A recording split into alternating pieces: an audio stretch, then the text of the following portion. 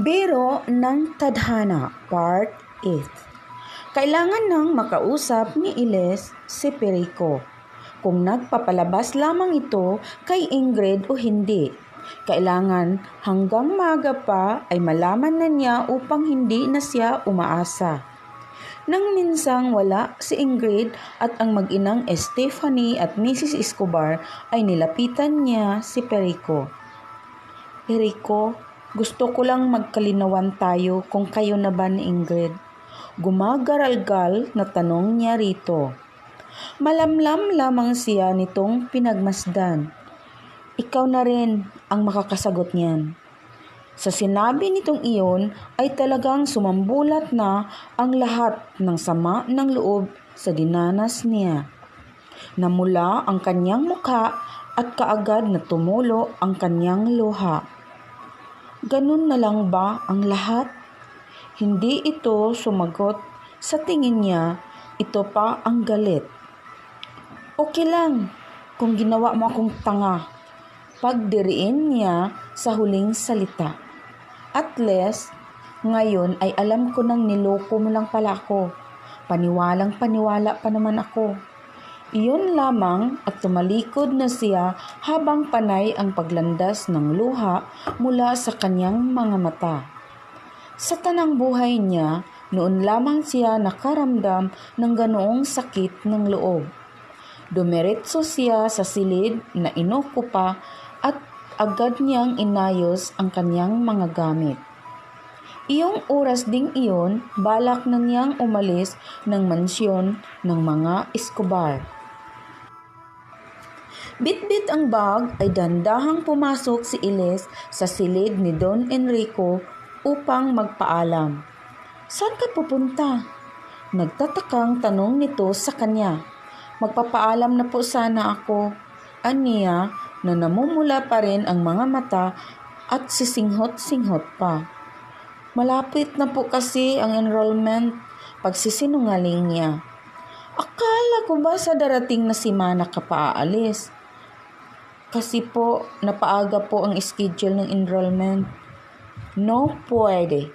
Hindi ka muna aalis hanggat hindi ko na ibibigay ang sweldo mo. Pero hindi po ako tatanggap ng sweldo. No, pwede.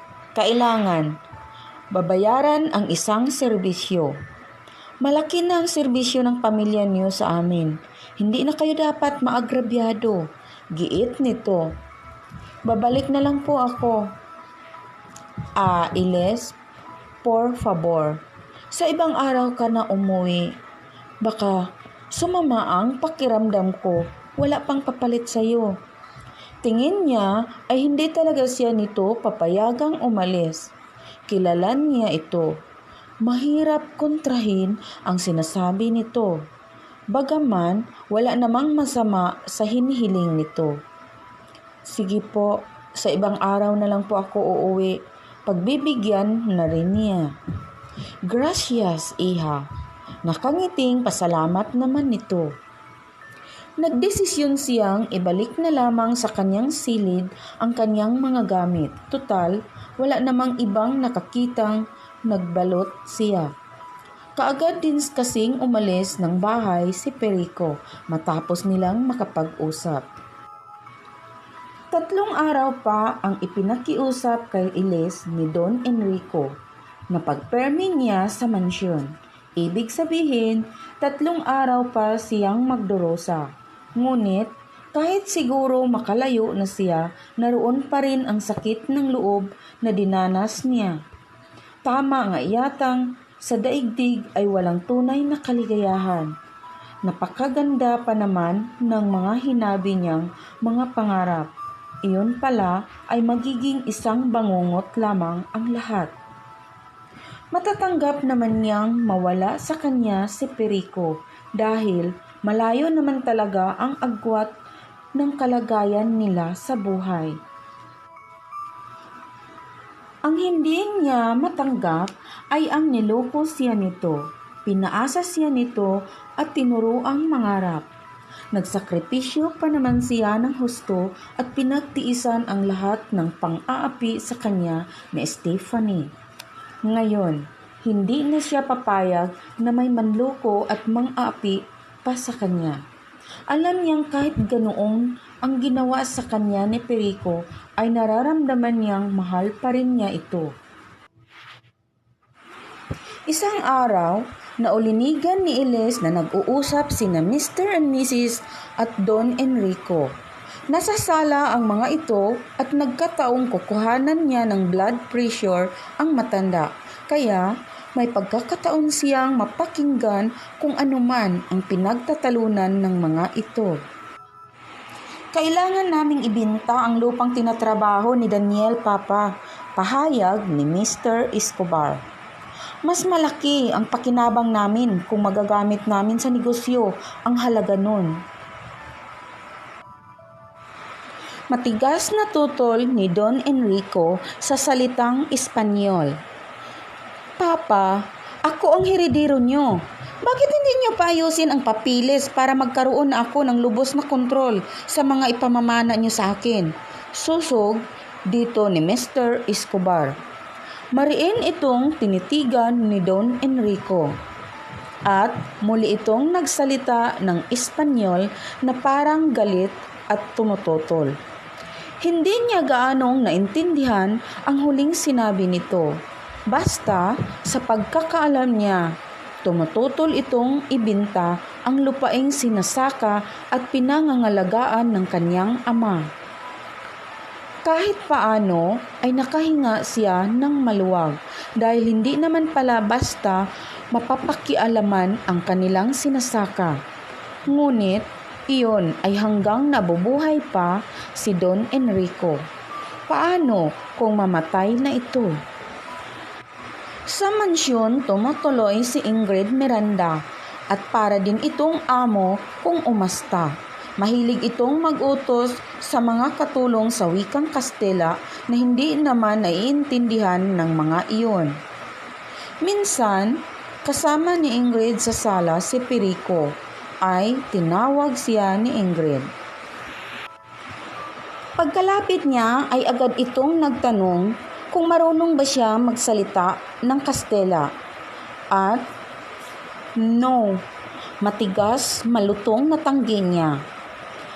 Nagalit si Ingrid at sinabihan na ang mga Pilipino ay estupida. Biglang kumulo ang dugo niya sa sinabi nito. Huwag mo kaming tawaging estupida. Nakapaymewang na asik niya rito. Hindi kami tanga. Kung gusto mong maintindihan, magsalita ka sa Tagalog o Ingles. Iles, may pag-aalalang pigil sa kanya ni Perico. Bisita natin siya. Por favor, huwag mo namang sirain ang impresyon niya rito sa atin. Pag-usap nito sa kanya. Lalo siyang nanggalaiti. Ganon. Mas importante pa ang impresyon ng aroganting yan kaysa mga Pilipinong nilalait niya. Tumayo si Perico at inilayo siya mula kay Ingrid. Tingin yata nito ay susugurin niya ang babae. Ano bang nangyayari sa'yo? Inis na ring baling nito sa kanya. Huwag ako ang tanungin mo. Inis ding sagot niya rito. Basta ako, hindi na ako papayag na lukuhin pa at insultuhin at paglaruan ng mga katulad niyong dugong dayuhan. Iyon lamang at tinalakuran na niya ito. Talagang ipinakita niya rito ang matinding pagdaramdam, hindi lamang dahil sa huling insidenteng iyon. Huling araw na ni Iles sa mansyon. Kinabukasan na ang alis niya katulad ng ipinangako niya kay Don Enrico. Nagpaalam na rin siya kay Mrs. Escobar. Gusto ni Papa, natanggapin mo ito. Anang mama ni Perico. Iniabot nito sa kanya ang isang tsiki na nagkakahalaga ng 30,000. Ayaw niyang umalis ka nang hindi nababayaran. Kung pwede, hindi ko na ho tatanggapin yan. Wika naman niya. Tumaas ang kilay nito. Bakit tinatanggihan mo ang pera?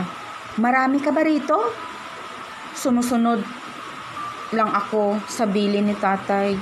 Noon lumapit si Stephanie na alam niyang kanina pa nakikinig sa kanila. Mama, alam ko kung bakit ayaw niyang tanggapin ang pera. Bakit? Tanong naman dito ng mama nito. Dahil may iba siyang motibo. Kinabahan siya. Nag-aalala siyang may nalalaman nga si Stephanie tungkol sa kanila ni Perico. Anong motibo? May nagsabi sa akin. Siya at si Kuya Perico naghalikan sa may balkonahe. Madre mia! Totoo ba ang sinasabi mo? Mataas na tinig ni Mrs. Escobar. Totoo, Mama. Kaya siya tumira dito ay para akitin si Kuya Perico at para maging parte ng ating pamilya. Terrible! Hindi na nahiya sa sarili. Talaga, Mama. Akala siguro niya, tututuhanin siya ni Kuya Perico. Hindi niya alam, pinaglalaruan lang siya ni Kuya. Noon bumaling sa kanya si Mrs. Escobar. Galit ito at pinunit ang chiki. Ambisyosa! Pati ang malinis na pangalan ng aming pamilya, sisirain mo? Paano kung maiskandalo kami dahil sa'yo? Hindi ko ho inakit ang anak nyo. Siya ho ang nanligaw sa akin. Paglilinaw niya, tonta, hindi ganoon katanga ang anak ko para patula ng isang tulad mo. Sino ka ba? Lahi lang naman kayo ng mga magsasaka at trabahador. Kami ay mga mararangal na lahi na mula pa sa mga dugong bughaw ng Espanya. Gusto na naman niyang maiyak sa matinding sama ng loob at galit. Kahit mahirap kami, marangal ang angkan namin. Wala kaming inaagrabyado at minamaltratong tao. At anong ibig mong sapalabasin? Kami ang nang-aagrabyado? Kami ang nagmamaltrato? Kayo lang ho ang nakakaalam niyan. Bueno, babae, lumayas ka sa pamamahay na ito. At huwag ka nang babalik pa rito. Naiintindihan mo? Talaga hong aalis na ako ngayon din. Tuluyan nang naglandas ang mga luha sa kanyang mga pisngi. Narating na yata niya ang rurok ng kanyang pagdadalamhati. Walang lingon, likod na lumabas na siya ng mansyon ng mga Escobar. Minabuti ni Eliz na huwag nang sabihin sa kanyang mga magulang ang sinapit niyang sama ng loob sa bahay ng mga Escobar. Ayaw niyang madagdagan pa ang problema ng mga ito. Tamang wala na siyang makaramay pa. At least marami siyang natutuhan. At ang mga nagawa niyang pagkakamali ay hindi na niya uulitin pa. Hindi talaga niya sukat akalain na ganoon ang kauuwian ng mga pangyayari. Oo nga, at mas matindi ang pang-aaping dinaranas ng mga bida sa soap opera. Ngunit sa palagay niya ay mas masakit naman ang kalooban niya kaysa sa mga iyon. Palagay niya, kung hindi iyon maggagamot habang buhay niyang tataglayin ang sakit na iyon. Traumatic talaga sa kanya ang mga nangyari. Nagkatotoo yata ang premonisyon sa kanyang panaginip na paghihiwalayin sila ni Perico ng isang malakas na hangin. Si Perico, sa kabila ng kakisigan nito, ay may kalakip palang balaraw na tumitimo sa kanyang puso. Malakas talaga ang pandaya ng kagandahan.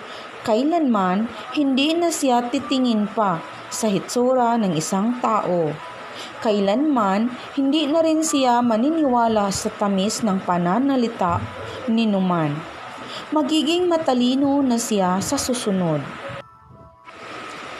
Nang sumunod na mga araw, ay sinabihan si Eliz ng kanyang kapatid na may bisita raw siya. Sino raw? Nagtatakang tanong niya rito. Si Kuya Perico.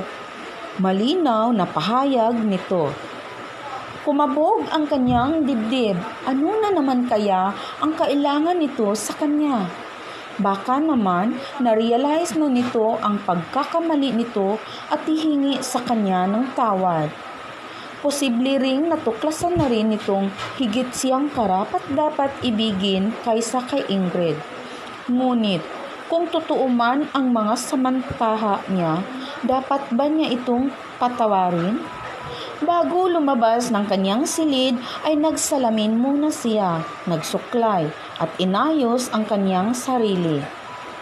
Pagkatapos ay kaagad na siyang lumabas ng kanilang bahay. Nakita niyang nakatayo si Perico sa tabi ng Ford Expedition nito. Nilapitan niya ito. "Anong kailangan mo?" Matabang na tanong niya rito kasabay ng diretsong pagtitig sa mga mata nito. Ngunit sa kabila niyon ay wala siyang nakitang pagsusumamo sa anyo nito. "Inihatid ko lang itong mga gamit mo," deklara nito. Iniwan na kasi niya ang mga iyon matapos silang magpang-abot ni Mrs. Escobar. Tahimik lamang niyang inabot ang kanyang bag mula rito at naghihintay siya sa sasabihin nito. "Sana hindi ka na lang sumagot kay Mama," anito. "Anong sumagot?" naguguluhang tanong niya. Muntik na siyang atakihin sa alta presyon sa mga nalaman niya sa iyo. "Hindi ako ang nagbulgar sa kanya, ang kapatid mong si Stephanie. Pero nagalit siya sa iyo. Marami kang sinabi sa kanya." "Marami akong sinabi sa kanya? Dahil dinidipinsa ko lang ang sarili ko. Ayoko nang nagpapakababa. Ayoko nang nilalait. Pare-pareho lang naman tayong tao. At ikaw, Perico, kung nagpunta ka rito para sisihin ako, wala akong panahon sa mga taong pikit ang mga mata at hindi marunong tumingin ng katotohanan." Buong tapang naasik niya nito. Bago pa ito muling makapagsalita ay tinalikuran niya ito. Pasalya pa siyang isinara ang rihas na gate. Muli siyang nagkulong sa kanyang silid. Akala kasi niya aamuin siya ni Perico. Iyon pala, sisisihin pa siya nito si ginawa niyang pangangatwiran. Kasalanan ba niya kung may alta presyon si Mrs. Escobar? Palibhasa mayayaman, kaya nasusobrahan ng sustansya sa katawan. Sa palagay niya, malabo na nga sila ni Perico ang magkatuluyan. Kahit pa siguro magsumamo ito, sa kanya ay mahihirapan na siyang tanggapin ito. Pero, bakit pa nga pala siya nito babalikan? May nobya na nga pala ito na isang napakagandang madrileña. Mga ka-lovely, hintayin niyo po ang part 9 sa kwentong ito na magpapaantig sa inyong mga puso. At huwag kalimutang mag-like, share, comment sa ating video. At huwag kalimutang mag-subscribe at pakiclick ng bell para ma-notify kayo sa mga bago nating upload. At sa mga gustong magpa-shoutout, mag-iwan lamang kayo ng comment sa comment section. At sa mga nais magpadala ng mga sariling kwento, pwede ninyo itong ipadala sa aking email linlab7@gmail.com o di kaya sa aking FB, Lovely Co. Maraming salamat sa inyong pakikinig. Hanggang sa muli, ito ang inyong Ate Lovely. God bless and more power.